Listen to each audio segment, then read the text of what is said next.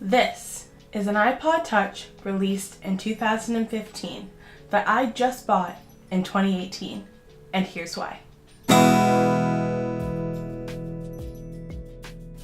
The iPod is arguably one of the most iconic devices that Apple has ever created. It radically shaked up the music industry and changed the way we listen to music. Its dominance fell to the iPhone, which is an iPod, a phone, and an internet communicator. An iPod, a phone. Are you getting it? Many people discount the iPod now because they think it's a redundant product and that the iPhone does exactly what the iPod can do, and so there's no point in the iPod. But I believe that the iPod is not only an important product that Apple needs to keep around, but also update. As a musician, I have a lot of music. My iTunes library personally has over 60 gigabytes worth of music. So if I don't want to have a secondary device, I kind of have two options with my iPhone. One, I can download all of these songs to my phone, taking up more than 60 gigabytes worth of space, and then be able to listen to my music whenever I want. Or two, I can stream them via Apple Music mixed with the iCloud Music Library to use up all of my data every single month to keep listening to all my songs.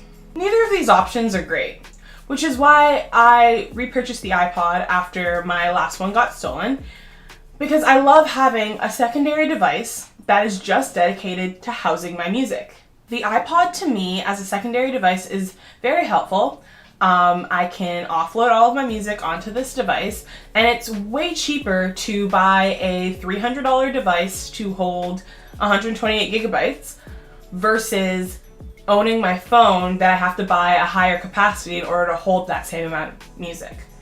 On top of that, I can actually offload some of the apps that I really don't use frequently or don't need on a day-to-day basis onto this device because it still runs the latest OS. For others, it's a great device to be able to buy if you don't need the phone aspect of an iPhone.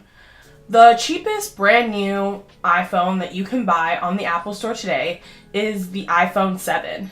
And for 128 gigabytes, that will run you $769 plus tax without Apple Care, and you're not even going to be using the phone part of this device. The iPod with the exact same capacity is $300.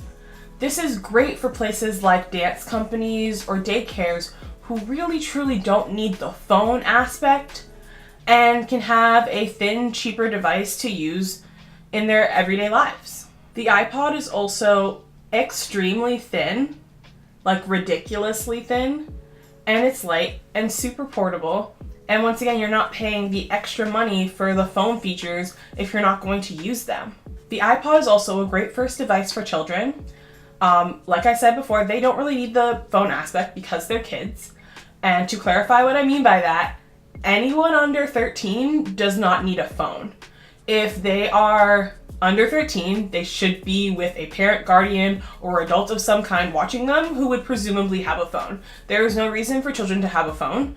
And as a parent, I would see how people could want to spend $300 versus almost $800 on an iPhone 7 for their kid so that they have access to music, games, whatever they want on a small portable device.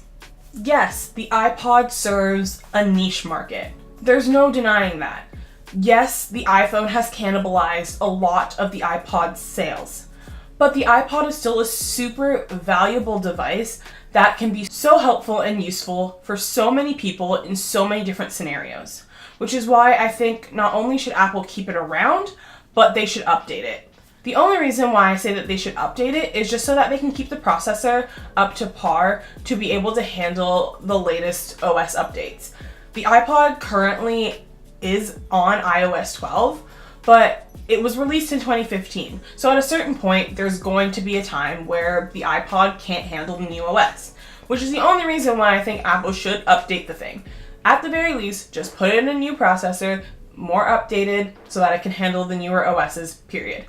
If you want to go full out and a full redesign, like they want to go iPhone 10 bezel-less style, great, but it's not necessary. Nobody's complaining about that. Nobody needs that. We just need a small device that does the basic things. What are your thoughts on the iPod Touch? Have you ever considered getting one? Let me know in the comment section down below, and don't forget to subscribe to get daily music content from now until December 24th. I will see you tomorrow. Bye.